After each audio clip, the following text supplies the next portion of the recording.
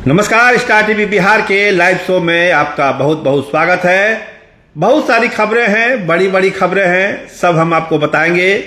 लेकिन एक आग्रह जरूर है, हमारे चैनल को सब्सक्राइब करिए, लाइक करिए, क्योंकि जो खबरें हैं, राजनीतिक खबरें, सबसे पहले सबसे सटीक हम ही आप तक पहुंचा रहे हैं।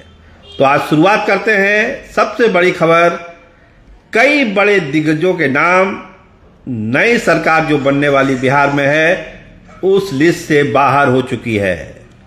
कई दिग्गज जो मंत्री बनने का सपना संजोए हुए थे, जो मंत्री भी थे, उनका नाम कट गया है।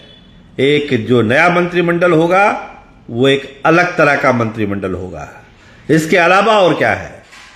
इसके अलावा हम आपको बताएं कि जो प्लान बी है, चाहे वो जनता दल यूनाइटेड का हो, चाहे भारतीय जनता पार्टी का हो, सबसे बड़ी पार्टी बनने का।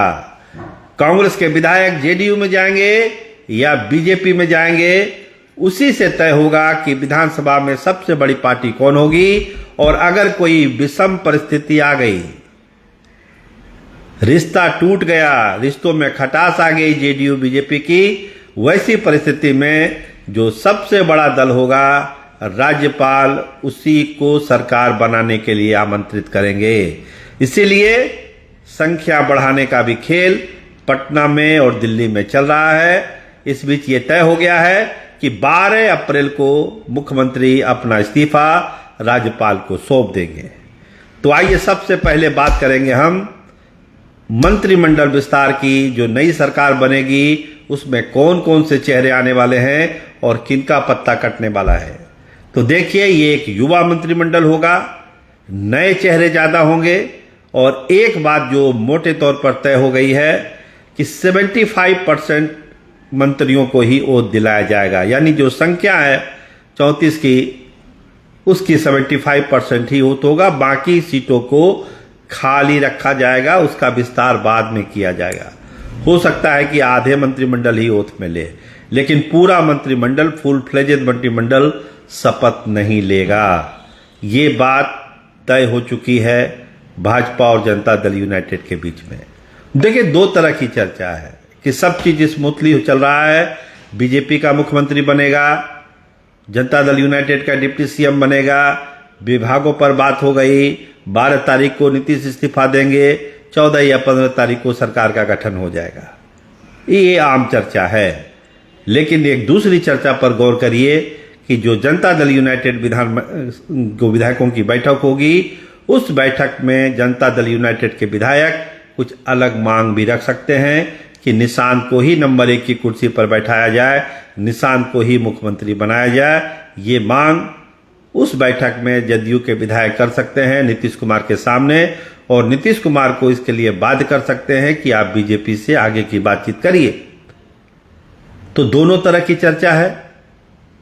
मुख्यमंत्री के चयन को लेकर तो भाजपा अपनी कवायद कर ही रही है। जनता दल यूनाइटेड में तो कोई कंफ्यूजन नहीं है, एक ही उम्मीदवार है, निशांत कुमार। अगर कोई मौका आता है, कोई परिस्थिति बनती है, तो निशांत कुमार ही मुख्यमंत्री होंगे। लेकिन जनता दल यूनाइटेड के अलग अगर भाजपा की हम बात करें तो वहां ढेर सारे उम्मीदवार, नाम के तो फहरिस्त लंबी है, कई बार चर्चा होती है, उस पर अभी चर्चा करना बेमानी है।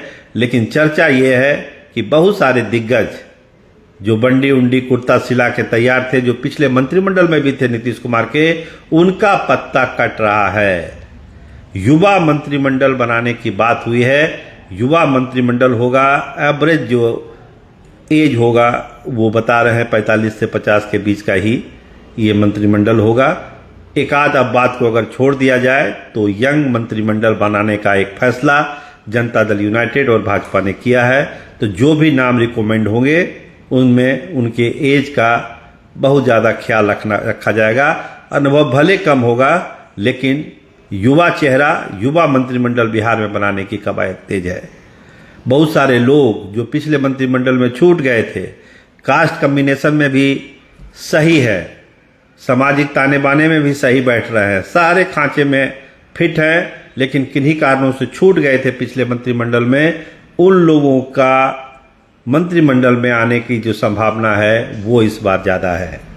वो लोग इस बार मंत्री बन सकते हैं। तो इंतजार हो रहा है नीतीश कुमार के इस्तीफे का, जो 12 तारीख को होने वाला है।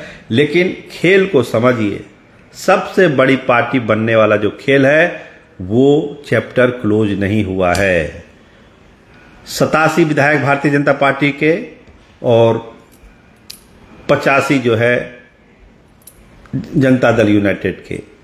तो जो 4 लोग जुड़ने वाले हैं, या 6 भी आप कह सकते हैं, 4 या 6, अगर जनता दल यूनाइटेड में गए तो सारे 6 जाएंगे, बीजेपी में गए तो 4 लोग जाएंगे। यानी जिधर जाएंगे ये लोग, सबसे बड़ी पार्टी वही हो जाएगी। फिलहाल तो बीजेपी सबसे बड़ी पार्टी है, लेकिन एक माहौल बनाने के लिए जनता दल यूनाइटेड पूरी कोशिश कर रहा है कि सबसे बड़ी पार्टी हो जाए। अगर राज्यपाल के द्वारा कुछ बात होती है, सरकार बनाने का दावा ही अगर पेश करना होगा उस परिस्थिति में, तो जो सबसे बड़ी पार्टी है उसको लेकर एक नैतिक जो होता है दबाव, वो राज्यपाल के ऊपर होगा। और जो सबसे बड़ी पार्टी है उसको बुलाना एक मजबूरी हो जाएगी राज्यपाल के लिए। तो अनेक लेवल पर बात चल रही है।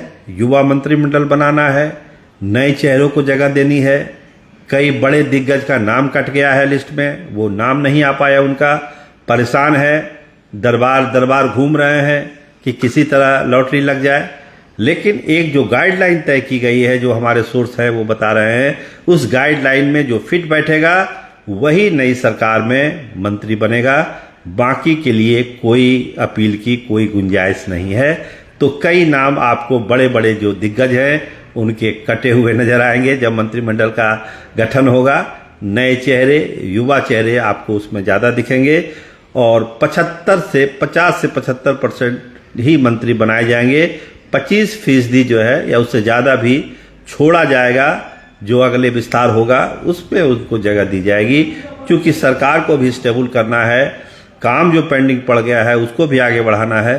तो तमाम चीज़ों को देखते हुए ये फैसला मोटे तौर पर लिया जा रहा है। बहुत तेज़ी से सारे फैसले हो रहे हैं, मुख्यमंत्री को भी लेकर, आपको मंत्रिमंडल को भी लेकर, चेहरों को भी लेकर, सारी चीज़ें अब लगता है कि जल्द साफ हो रही है।